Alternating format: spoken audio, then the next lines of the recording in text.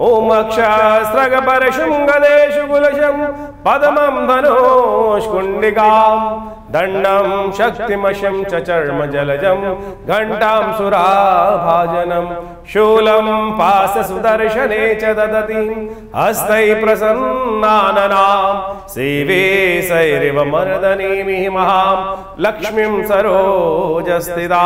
नमस्कार, स्वागत है आपका आचार्य वाणी में। मैं आचार्य डॉक्टर विक्रमादित्य आपके साथ हूँ। और कुंभ राशि वालों के लिए अक्टूबर के जो अंतकाल है, अक्टूबर का जो लास्ट फेज है, उनके लिए समय कैसा रहेगा ग्रह नक्षत्र दृष्टिकोण से आपको समझना चाहिए।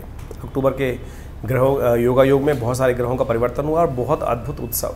27 तारीख रविवार का दिन और कुंभ राशि वालों के लिए ग्रह नक्षत्र दिखाते हैं एकादशी के दिन रमा एकादशी का सुंदर योग बन रहा है। भगवती महालक्ष्मी की सुंदर उपासना, दीपावली आरंभ हुआ चाहती है उत्सव के तौर पर, और ऐसे में रमा एकादशी भगवती की सुंदर उपासना कर भगवती की सुंदर उपासना करने से समस्त प्रकार के सुंदर योग बनेंगे और कष्ट को निवारण करने के रास्ते भी आपको प्राप्त होंगे। ग्रह नक्षत्र के दृष्टिकोण से हिम्मत भी अच्छी रहेगी, लेकिन साथ साथ थोड़े सी आपको पूर्वाभास भी होने के योग बनते दिखाई देंगे। चीज़ों को पहले से एनालाइज करने के लिए बहुत सारे मनोविचार में, जो मनोमस्तिष्क में जो विचार आ रहे होंगे, उनको थोड़ा सा ध्यान रखने का प्रयास कीजिएगा। गलत नहीं है वो विचार जो आ रहे हैं, उनको समझते हुए कार्य करें, लेकिन अपनी हिम्मत को ना टूटने दें। इस बात का भी ध्यान रखते हुए कार्य करना। रविवार का अवसर है, भगवान सूर्य का ध्यान करें। सूर्य इन दिनों आपकी राशि के अनुसार से कन्या राशि में जिस प्रकार से चल रहे हैं, जहाँ पर वो आपके भाग्य में चल रहे हैं, कमज़ोर अवस्था में है, तो ऐसे में ध्यान रखना होगा। सूर्य को शक्ति देने का प्रयास करना चाहिए। जल दीजिए सूर्य को, हो सके तो नमक का दान करें, गायत्री का मानसिक तौर पर जप करें, यह आपके लिए बहुत अच्छा रहेगा। उससे आपके लिए सूर्य को शक्ति प्राप्त होगी, भाग्य जागने के योग बन सकते हैं। हमने कई बार बताया आपको, इस बात का उपाय करते हुए कार्य करेंगे तो बहुत अच्छे रास्ते आपको प्राप्त होने की स्थिति उत्पन्न हो सकती है। 28 तारीख के दिन सोमवार का अवसर, और इस दिन ग्रह नक्षत्र परिवर्तन करके आपके बृहस्पति के साथ गजकेसरी योग का निर्माण होने जा रहा है, और यह आपके लिए अच्छा रहेगा एक तरह से, और यह आपके लिए मनोमस्तिष्क में नया विचार लाने के योग बनाता दिखाई देगा। आने वाले 2-3 दिनों में इसका पूर्ण लाभ लेने का आपको प्रयास करना चाहिए। इस दिन एकादशी और द्वादशी का सुंदर योग बन रहा है। एकादशी थोड़ी वृद्धि की तरफ जा रही है, गजकेसरी योग का निर्माण भी होने के योग बनते दिखाई देंगे, तो इसलिए थोड़ी हिम्मत के साथ कार्य कर लीजिए। आने वाले समय में आपको 2-3 दिनों में दिवाली से पहले कुछ शुभ सूचना प्राप्त करने के रास्ते बन सकते हैं। स्थितियाँ भारी हैं, लेकिन फिर भी यदि आप अपने आप को थोड़ा अच्छे से हिम्मत करा के साथ का आगे रास्ते बना पाए, तो आपके लिए बहुत अच्छे रास्ते बनने की स्थितियां बनती दिखाई देंगी। तो इसलिए इन सब चीज़ों को समझते हुए आपको कार्य करने का प्रयास करना चाहिए। अब हम बात कर लेते हैं ग्रह नक्षत्रों के दृष्टिकोण से 29 तारीख मंगलवार की, और इस दिन से सुंदर दीपावली का उत्सव भी आरंभ हो रहा है। और कार्यक्रम के अंत में हमने बहुत अच्छे से इन सब चीज़ों को लेने का प्रयास करेंगे कि आपको पूरी दिवाली का पूजन किस प्रकार से करना है, वो भी हम आपको बताएं। ग्रह नक्षत्रों को पहले समझ लीजिए। 29 तारीख मंगलवार और द्वादशी तिथि उदया तिथि है। इस दिन गोवत्स द्वादशी है, और साथ साथ शाम के समय प्रदोष काल में त्रयोदशी आने के कारण से भौम प्रदोष का योग एक बार फिर बन गया है। 15 दिनों में दोबारा भौम प्रदोष का योग देखिए, बड़ा सुंदर है। मंगल कमजोर अवस्था में चल रहे हैं, मंगल बहुत कमजोर अवस्था में चल रहे हैं, और भौम प्रदोष का योग देव कृपा से सुंदर बना है। इसका लाभ लेने का प्रयास करना चाहिए। मंगल जब कमजोर हो जाते हैं ना, और आपकी राशि के दृष्टिकोण से समझे कि मंगल विशेष तौर पर आपके पराक्रम भाव के मालिक हैं और राज्य भाव के मालिक हैं, सफलता के मालिक हैं, और वो कमजोर अवस्था में होकर जिस प्रकार से योग बना रहे हैं वो ठीक नहीं है। छोटी छोटी बातों में बच्चों की तरह हिम्मत हारने के योग आपकी राशि में बनते दिखाई दे रहे हैं। कई बार होता है कि लगता है कि स्थितियां बहुत, पानी बिल्कुल सिर से ऊपर निकल गया है और अब शायद पार होने के योग बनेंगे। अरे हिम्मत हो ना, तो कहीं भी किसी भी स्थिति से व्यक्ति बाहर निकल के आ सकता है। समझे, भगवान पर आराधना करने का आपको प्रयास करें। गोवत्स द्वादशी है इस दिन।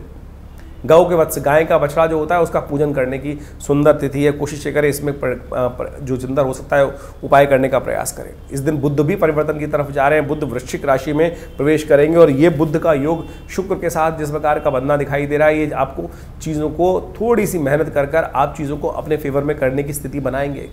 साथ साथ गजकेसरी योग भी चल रहा है, और बुध भी शुक्र के साथ परिवर्तन होकर केंद्र में आपकी राशि के अनुसार से आ रहे हैं, तो दोनों कहीं ना कहीं अच्छे योग बना रहे हैं। इस दिन यम दीप दान करने का विधान है। कहा जाता है कि इस दिन यम के निमित्त जो दीप दान कर देता है शाम के समय, क्योंकि त्रयोदशी शाम के समय विद्यमान हो जाएगी, अगले दिन नहीं मिलेगी।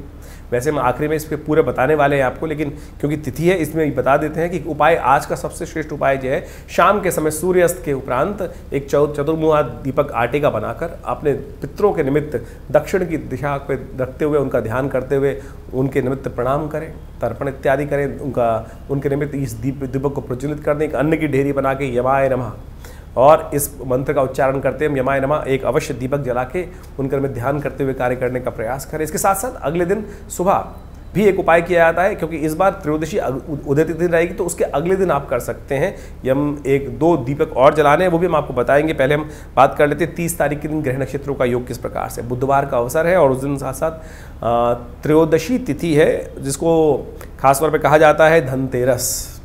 और ग्रह नक्षत्रों के दृष्टिकोण से आपके लिए धन आगमन का सुंदर सूचना बन रहा है, क्योंकि बृहस्पति सुंदर दृष्ट होकर आपके चंद्रमा पर सुंदर योग डाल रहे हैं, केतु के साथ विद्यमान होकर योग बना रहे हैं, और ये आपके लिए अच्छा है। कहीं ना कहीं भगवती की कृपा हो सकती है, लेकिन ध्यान रखिएगा यमदीप दान धनतेरस के दिन विशेष तौर पर महालक्ष्मी का पूजन करने का विधान है। अपने घर में सिद्ध श्री यंत्र स्थापित करें इस दिन से लेकर पूरे 5 दिन तक सिद्ध श्री यंत्र का पूजन करें। बर्तन लाने का उपसर माना जाता है, और आज की तारीख में, पहले ज़माने में क्या होता था, बर्तन बनते थे चांदी के, सोने का घर में लाने का विधान बनाया जाता है। साथ साथ विधान बनाया जाता है कि घर में रिद्धि सिद्धि आए। बर्तन के रूप में हमारे यहाँ शास्त्रार्थ पहले क्या होता था, बर्तन जो होते स्मृति का प्रतीक माने जाते थे। आज की तारीख में लोहे के बर्तन है भाई, तो लोहे के बर्तन कम से कम शनि को घर में न लाएं, इस बात का ध्यान रखते हुए कार्य करेंगे तो बहुत अच्छा रहेगा। भगवान विष्णु का पूजन करें और उनका पूजन करके सुंदर रूप से आरोग्यता प्राप्त करने का अवसर प्रदान आपके लिए रहेगा, क्योंकि सेहत के लिए थोड़ा सा, सब कुछ होते हुए भी सेहत के लिए थोड़ा दिन भारी चल रहे हैं, ध्यान रखने की ज़रूरत है। हो सके तो इस शुभ दिवस पर अपने स्वास्थ्य के निमित्त अन्न का दान करने का आपको प्रयास करना चाहिए, वो आपके लिए अच्छा रहेगा। भगवान धन्वंतरि का पूजन भी करना चाहिए। और साथ साथ 31 तारीख की हम बात करें तो उस दिन गुरुवार का अवसर है। ग्रह नक्षत्रों के दृष्टिकोण से चतुर्दशी तिथि उदय तिथि के रूप में विद्यमान है, और ग्रह नक्षत्रों का परिवर्तन होकर आपके लिए धर्म भाव का उदय होने का योग बनेगा। चंद्रमा परिवर्तन करके करीब 11:15 बजे के आसपास तुला राशि में प्रवेश करेंगे, और यह आपके लिए सुंदर रहेगा। धर्म का उदय करने का योग बनेगा, धर्म में आस्था जाएगी। हनुमान जयंती भी है इस दिन, और बृहस्पति वीरवार के दिन हनुमान जयंती का सुंदर योग बन रहा है। साथ साथ नरका चतुर्दशी का भी सुंदर योग बन रहा है। और इस दिन विशेष तौर पर एक प्रयोग अवश्य करना चाहिए। इस दिन सुबह सूर्योदय से पहले स्नान करना चाहिए, और एक आपामार्ग का पेड़ का पत्ता, छोटी सी बूटी होती है जिसको चिड़चिटा बोला जाता है, उसको रात को ही उखाड़ के रख लेना चाहिए, और अपने सिर से वार कर स्नान इत्यादि करने के उपरांत उपटन लगाकर तिल का तेल से स्नान करना चाहिए। यम के निमित्त जो विशेष तौर पर 14 मंत्रों के द्वारा तर्पण करने का विधि है वो अवश्य करना चाहिए स्नान के उपरांत। और उसके बाद यम के पुत्रों के निमित्त 2 दीपक घर के बाहर जलाने चाहिए, और उसके बाद यम का पूजन करने के बाद फिर भगवान हनुमान जी की उपासना करनी चाहिए, और साथ साथ भगवान विष्णु की उपासना करनी चाहिए। ये सब शास्त्र में वर्णित उपाय है। और दीपावली के संबंध में भी बता देते हैं। वैसे तो हम दीपावली के संबंध में बहुत सारी भ्रांति इस समय में उत्पन्न हो रही है कि दिवाली कब मनाई जाए। दीपावली का सुंदर पर्व 1 तारीख का रहेगा। दीपावली का सुंदर पर्व 1 तारीख का शास्त्र के दृष्टिकोण से रहना चाहिए। दीपावली के संबंध में आजकल बहुत सारे वीडियोस में लोगों ने कुछ भ्रांति उत्पन्न करने का प्रयास किया है। कहा गया है कि दीपावली जो है वो रात्रि में अमावस्या होनी चाहिए, तब दीपावली मनाई जाती है। और इस बार हो क्या रहा है, ग्रह नक्षत्रों के दृष्टिकोण से हमें समझना चाहिए कि जो ग्रह नक्षत्रों का योग जो है, अमावस्या जो है, वो विशेष तौर पर 1 तारीख की हम गणना करें तो शाम को करीब 6:15 बजे के आसपास तक है। और दिल्ली में हम सूर्यास्त की बात कर रहे हैं तो करीब सूर्यास्त जो हो रहे हैं 5:30 बजे के आसपास हो रहे हैं। तो ऐसे में प्रदोष काल में सुंदर, शास्त्र कहता है कि प्रदोष काल में यदि अमावस्या मिल जाए तो वही श्रेष्ठ काल है भगवती महालक्ष्मी का पूजन करने के लिए। जो लोग भ्रांति उत्पन्न करने का प्रयास करें, रात्रि में, प्रदोष काल रात्रि ही का ही प्रथम पहर मान लिया जाता है, तो उसमें रात्रि में अमावस्या मिल रही है, उदय तिथि अमावस्या मिल रही है, तो औचित्य ही नहीं है कि आप 31 तारीख को दीपावली मनाएं। ऐसा कोई शास्त्र में वर्णन नहीं है। कुछ लोग भ्रांति उत्पन्न करने का प्रयास कर रहे हैं और वो कह रहे हैं प्रदोष काल में उस दिन पहले ही मिल जाएगा। उदय तिथि मिल रही है और प्रदोष काल में जा रही है 1 तारीख को अमावस्या, तो फिर किस बात का? स्वाति नक्षत्र भी जो विद्यमान है वो रात्रि में मिल रहा है, तो फिर क्यों विशेष तौर पर हम भ्रांति में फंसे? कुछ लोग तथाकथित तौर पर ज्योतिष को गलत रूप से उपस्थित करने का प्रयास कर रहे हैं। शास्त्र में वर्णित है प्रदोष काल में जिस दिन अमावस्या शुद्ध रूप से विद्यमान है और धर्म सिंधु, निर्णय सिंधु इत्यादि में इस बात को प्रतिपादित किया गया है, तो आप इस बात का ध्यान रखते हुए कार्य करें। कुछ लोग जबरदस्ती धर्म के प्रति भ्रम उत्पन्न करने का प्रयास करते हैं। 1 तारीख को ही दीपावली का सुंदर पर्व रहेगा, उसको इसी प्रकार से मनाने का प्रयास करेंगे तो बहुत सुंदर रहेगा। महालक्ष्मी की सुंदर पूजन 1 तारीख को ही रहेगा। तो अभी आपने दिन पर दिन किस प्रकार के ग्रह योग बनेंगे उसको समझा। अब ये समझ लीजिए कार्तिक का महीना यह बड़ा अद्भुत महीना है। कार्तिक के महीने में कहा जाता है भगवान विष्णु के निमित्त जो अनेक आराधनाएं की जाती हैं वो समस्त प्रकार के कार्तिक महात्म्य में बताया गया है, समस्त प्रकार के मनोरथों को सिद्ध करती हैं। कार्तिक का महीना उत्सवों का महीना है और देवउठनी एकादशी भी इसी महीने में आती है। तो इसलिए इस पूरे मास में भगवान विष्णु की यथाशक्ति पूजन करने का हमें प्रयास करना चाहिए। दिवाली, अनेक प्रकार के उत्सव, वो सब इसके अंदर आ ही रहे हैं। अहोई अष्टमी, करवा चौथ, ये सब के सब इसमें आए। अभी आपने सब इसके बारे में महत्व सुना। अभी आने वाले समय में विशेष तौर पर देवउठनी एकादशी, तुलसी पूजन, समस्त प्रकार के अद्भुत उत्सव इसमें आएंगे। देव दिवाली का भी सुंदर उत्सव भी इसी कार्तिक के महीने में आता है।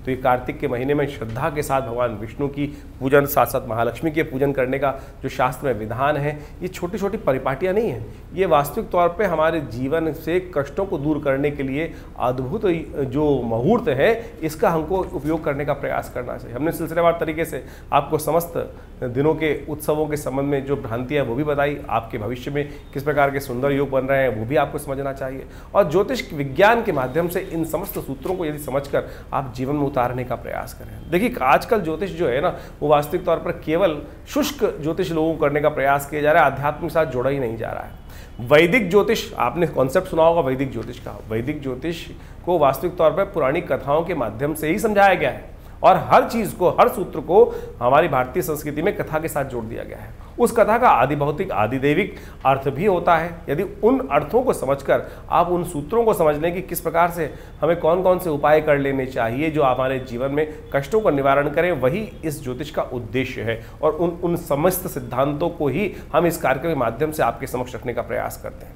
तो जो उपाय हमने बताए, चाहे वो दिवाली के उपाय हों, चाहे वो धनतेरस के उपाय हों, और धनतेरस के दिन विशेष तौर पर शास्त्र के दृष्टिकोण से जो हमने आपको बताया कि यमदीपदान का एक मुहूर्त बताया था आपको।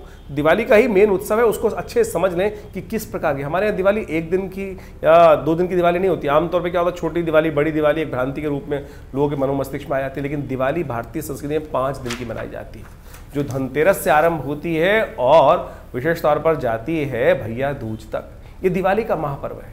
और दिवाली का महापर्व जो है मृत्यु के देवता से आरंभ होकर मृत्यु के देवता पे ही समाप्त होता है। धनतेरस के दिन यमदीपदान, यम पूजन करने का नियम बताया जाता है और अंतिम में यम द्वितीया के साथ ये मुहूर्त आरंभ होता है। यानी भारतीय संस्कृति में इस बात को समझें कि किसी भी चीज का भय नहीं है।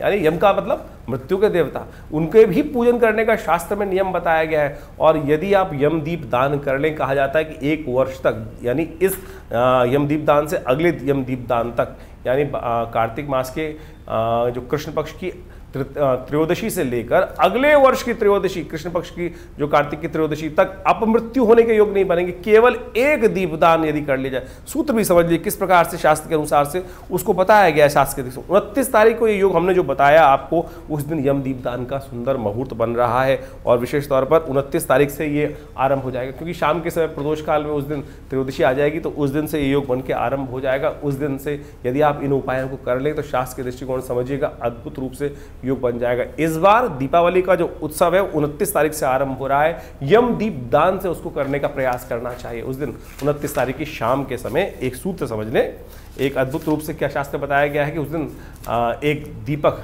चौमुखा दीपक लेकर अपने घर के दक्षिण दिशा में उसको प्रज्वलित करना चाहिए यम के नाम पर। और विशेष तौर पर इसको प्रज्वलित करने के लिए यमदीप दान करने की जो व्यवस्था की जाती है, कहा जाता है कि इस दीप को यदि एक दिन उस दिन जला दिया जाए, अन्न की ढेरी बनाकर एक आटे का चौमुआ दीपक लेकर वहाँ पे यमाय नमः इस प्रकार के मंत्र का उच्चारण करते हुए यदि उस दीप को जला दें और उससे पहले उस दीप की आरती अपने पूर्वजों के निमित्त दक्षिण दिशा में दिखाकर अपने पितरों को दिखा दें, तो ये केवल 1 दीपदान आपको 1 वर्ष तक किसी भी प्रकार की अपमृत्यु से, यानी अपमान के होने के योग, आपके नाम को खराब होने के योग, कैसे भी कष्ट हो उनसे रक्षा करने का ये अद्भुत रूप से उपाय शास्त्र बताया जाता है। तो ये अवश्य कर लेना चाहिए शास्त्र के दृष्टिकोण से। और इसके बाद अगले दिन धन्वंतरी भगवान का सुंदर पूजन रहेगा, जो 30 तारीख को रहेगा बुधवार के दिन। जिस प्रकार से हमने आपको बताया भगवान धन्वंतरी कौन? आमतौर पे लोग इस उत्सव को कटोरी लाने का या बर्तन लाने का उत्सव मना लिया है। धन्वंतरी वास्तविक तौर पे अमृत कलश लेकर जो उपस्थित हुए उस सागर मंथन से वो देवता माने जाते हैं। धन्वंतरी आयुर के देवता है, आयुर अमृत को प्राप्त कराने वाले देवता है। उनका पूजन करने का शास्त्र में विधान है। और वास्तविक तौर पर यदि उनका पूजन रूप से किया जाता है, नहीं तो आज की तारीख में, पुराने ज़माने में धन का जो वास होता था वो बर्तनों में होता था, क्योंकि वो वास जो बर्तनों में होता है वो विशेष तौर पर या तो हमारे चांदी के बर्तन होते थे या विभिन्न समृद्धि के बर्तन होते थे। आज की तारीख में तो लोहे के बर्तन हैं। यदि उनको घर ला रहे हैं तो शनि को घर लाने का प्रयास कर रहे हैं। तो इसलिए इसको बर्तनों का उत्सव ना बनाएं, सुंदर रूप से शास्त्र के विधान के अनुसार से सुंदर उनका पूजन करके आरंभ करने का प्रयास करें तो बड़ा सुंदर रहेगा। उस दिन जो 30 तारीख को योग बन रहे हैं, त्रयोदशी उदया तिथि के रूप में विद्यमान रहेगी, सुंदर पूजन उनका करने का प्रयास करें तो अद्भुत रूप से आपके कल्याण के योग बनेंगे। भगवान धन्वंतरी का सुंदर पूजन करें, भगवान विष्णु के स्वरूप में उनका पूजन किया जाता है शास्त्र के दृष्टिकोण से, और वो आयुष को प्रदान करने वाला माना जाता है। 31 तारीख को छोटी दिवाली का भी पर्व है, जिसको कहा जाता है हनुमान जयंती। नरक चतुर्दशी का सुंदर योग पड़ रहा है। कहा जाता है इस दिन सुबह सुबह जब सूर्य उदय से पहले स्नान कर लेना चाहिए और अपने पूरे शरीर पर तेल का मर्दन करना चाहिए। तिल के तेल का मर्दन करना शास्त्र में बताया गया है। और एक अपामार्ग का पेड़ होता है, कहा जाता है कि इस अपामार्ग के पेड़ को अपने सिर पे से वार कर रख देना चाहिए एक तरफ, जिससे नज़र बजर अलाय वलाय सब निकल जाएं। और सूर्य उदय से पहले इस प्रोसेस को करने का नियम शास्त्र में बताया गया है। और उसके साथ साथ जैसे ही सूर्य उदय से पहले स्नान करने के उपरांत अपने घर के बाहर मुख्य दरवाजों पर 2 दीपक, जिनको यमराज के रूप में ही उपस्थित किया जाता है, 2 श्वानों के रूप में उनको 2 दीपक वहाँ जला दी जाते हैं और उनको जला के रख देना चाहिए। और उनका पूजन, ये पूरा यमदीप दान होगा इस बार, क्योंकि यमदीप दान एक दिन पहले पड़ रहा है, लेकिन आमतौर पर यदि त्रयोदशी पूरी रात प्रदोष काल तक विद्यमान होती है तो शाम को यमदीप दान किया जाता है, लेकिन ये यमदीप दान जो है वो एक दिन पहले इस बार हो गया है। तो इसका जो 31 तारीख को सुबह सूर्योदय से पहले इस प्रोसेस को पूरा किया जाएगा। और कहा जाता है इस प्रोसेस को यदि पूरा कर लिया जाए तो समस्त प्रकार के कष्टों का निवारण करने का योग बनता है। इसके साथ साथ हनुमान जयंती मध्य पर्व में आएगी। दोपहर के समय सुंदर रूप से हनुमान जी का सुंदर चूरमा बनाकर घर में भोग लगाएं उसके बाद, और उनका पूजन करें बड़े आनंद के साथ। और साथ साथ नरक का भी संहार भगवान कृष्ण ने इसी दिन किया था, तो उनके निमित्त विशेष तौर पर सुंदर पूजन करने का, शाम को शालिग्राम भगवान का पूजन करते हुए कार्य किया जाना चाहिए। और इस दिन अभ्यंगम का भी शास्त्र रूप 14 भी कहा जाता है। तो उपटन लगाकर, जो सुबह सुबह का प्रोसेस है कि जो तिल के तेल में उपटन लगाकर अपने पूरे शरीर पर मर्दन करना, उसके बाद यम के निमित्त तर्पण किया जाता है 14 मंत्रों से, जो दक्षिण की दिशा में बैठकर 14 मंत्रों के द्वारा तर्पण करने की शास्त्र में विधि बताई गई है। यम के समस्त 14 मंत्रों का उच्चारण करते हुए वो तर्पण अवश्य करना चाहिए। ये अभ्यंग जो विशेष तौर पर जो रूप 14 का पूर्ण विधि बताया गया, उसके बाद 2 दीप जलाए जाते हैं घर के बाहर सूर्योदय से पहले पहले मुख्य दरवाजे के दोनों भागों पर, तो अवश्य इसका पूर्ण नियम करना चाहिए। और 1 तारीख को दिवाली का सुंदर पर्व रहेगा। ये दिवाली का पर्व बड़ा आनंददायक पर्व है, लेकिन कुछ लोगों ने भ्रांति उत्पन्न करने का प्रयास कर दिया है कि दिवाली कब मने, 31 तारीख को। क्या कारण क्या है कि लोगों को अज्ञान तो है नहीं। अब जो रात्रि के समय अमावस्या का प्रयोग करते हुए लोगों ने बहुत सारी भ्रांति उत्पन्न करने का प्रयास किया। देखिए 1 तारीख को सूर्योदय के साथ साथ प्रदोष तक, यानी करीब करीब शाम को 6:15 बजे तक आपको अमावस्या मिल रही है और प्रदोष काल प्रशस्त है। यदि प्रदोष काल के अंदर सुंदर योग बने तो उस दिन कोई दिक्कत नहीं है, उसका पूजन कर लेना चाहिए। तो शाम के समय यदि प्रदोष काल में जो अमावस्या आपको मिल रही है तो उसमें उसका पूजन किया जाए। 31 तारीख का दिवाली का कोई औचित्य बनता ही नहीं है, क्योंकि उस दिन दोपहर के बाद करीब करीब 3 बजे के आसपास अमावस्या आई और लोगों ने कई भ्रांति उत्पन्न करने का प्रयास कर दिया।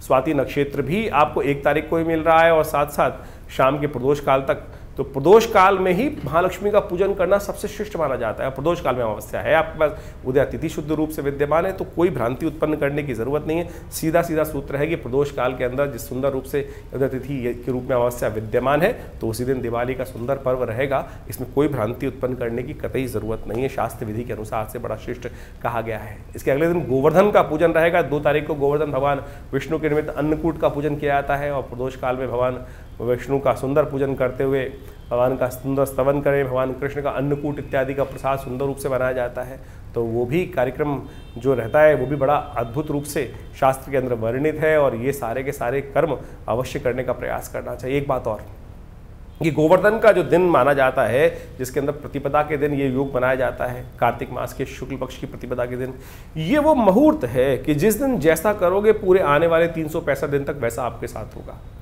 और आप समझें कि आमतौर पे क्या होता है, लोग देर तक जागरण करते हैं, उसके बाद सुबह देर में उठते हैं तो पूरा साल ही आलस्य में रहता है। तो इस दिन कम से कम सुबह जल्दी उठकर भगवान का सुंदर स्तवन करें, भगवान कृष्ण का स्मरण करें, समस्त प्रकार से कष्टों को दूर करने के लिए अन्नकूट इत्यादि का पूजन करें, भगवान पर विश्वास रखते हुए कार्य करें और गोवत्स गाय का पूजन करें। गो क्रीड़ा का भी शास्त्र में विधान बताया जाता है, भगवती का पूजन करने का शास्त्र में विधान बनाया जाता है। तो इन सब चीज़ों को करके सुंदर रूप से समय निकालने का प्रयास करेंगे तो बड़ा अच्छा रहेगा। आनंद भाव से रहें, गुस्से में ना रहें, आलस्य में ना रहें, क्योंकि ये जैसा हमने कहा 365 दिन तक वैसा ही होने के आपके साथ योग बनेंगे। आमतौर पर नए साल के दिन लोगों ने कह देते हैं रेजोल्यूशन पास कर लो, आज जो करोगे वैसा पूरे साल बनेगा। वो 1 जनवरी का नहीं है भाई। मुहूर्त वो विशेष तौर पर कार्तिक के शुक्ल पक्ष की प्रतिपदा के दिन का मुहूर्त है। तो इस दिन यानी गोवर्धन वाले दिन इस बार 2 नवंबर को योग पड़ रहा है, तो आनंद के साथ उस पर्व को मनाने का प्रयास करें। और साथ साथ इसके बाद दीपावली का अंतिम पर्व जो होता है वो होता है यम द्वितीया, भाई दूज का पर्व। कहा जाता है कि यमुना जी भगवती जो यमराज जी की बहन है, और इस दिन यमुना जी ने बड़े सत्कार के साथ यमराज जी को बुलाया था और कहा था कि कभी आप हमारे घर नहीं आते हैं। तो उस दिन यमराज जी ने कहा कि मैं अवश्य आऊँगा। और कहा जाता है शास्त्र के दृष्टिकोण से उस दिन अपने घर में भोजन नहीं करना चाहिए, बहन के घर जाकर ही भोजन करने का नियम है। और बहन भाई की दीर्घायु के लिए उसको तिलक करती हैं, तो ये अवश्य नियम पालन करने का प्रयास करना चाहिए। भारतीय संस्कृति के अद्भुत पर्व हैं और इन सब मुहूर्तों के अंदर आपको कोशिश ये करनी चाहिए दीपावली पर्व के अंदर अपने घर में सिद्ध महालक्ष्मी का यंत्र स्थापित करें, साथ साथ दक्षिणावर्ती शंख स्थापित करने का प्रयास करें। यह महालक्ष्मी का साक्षात प्रतीक माना जाता है और महालक्ष्मी का साक्षात प्रतीक माना जाता है समस्त कष्टों को निवारण किया था। जब दिवाली का पूजन करें आप दीपावली के दिन, यानी जो इस बार दीपावली का जो 1 नवंबर को सुंदर पर्व पड़ रहा है, उस दिन पूजन के अंत में भगवती को कमल के पुष्पों की एक विशेष तौर पर शैया प्रदान की जाती है। और पूजन के अंत में यदि कमल के पुष्प नहीं मिल रहे हैं तो मखानों को ले सकते हैं आप, और मखानों को लेकर सुंदर तो एक प्लेट में रखकर उनके समक्ष उपस्थित करने का प्रयास करें। और महालक्ष्मी का पूजन विशेष तौर पर श्री सूक्त के मंत्रों से करेंगे तो बहुत श्रेष्ठ रहेगा। उस दिन यज्ञ इत्यादि करें, आनंद भाव से कार्य करने का प्रयास करें। ये एक सिद्ध मुहूर्त हैं ये सब के सब, तो अवश्य इन सब मुहूर्तों में सुंदर रूप से पूजन करते हुए कार्य करने का प्रयास करेंगे तो अद्भुत रूप से आपके जीवन में समस्त कष्टों का निवारण करने का योग बनेगा। सिद्ध महायंत्र, विशेष तौर पर महालक्ष्मी का सिद्ध यंत्र अवश्य स्थापित करना चाहिए महालक्ष्मी, और पूरे वर्ष उनकी पूजन करने की सुंदर व्यवस्था बनाने का प्रयास करना चाहिए। और ये समस्त प्रकार के आपके अनिष्टों को दूर करने का योग बनाती हैं ये सारी चीज़ें। और शंख, दक्षिणावर्ती शंख इस दिन यदि घर में स्थापित करें तो कहा जाता है साक्षात महालक्ष्मी का प्रतीक माना जाते हैं ये सब निधियाँ। तो अवश्य शास्त्र के दृष्टिकोण से इन सुंदर मुहूर्तों का लाभ लेते हुए कार्य करने का प्रयास करें, बहुत आनंद रहेगा।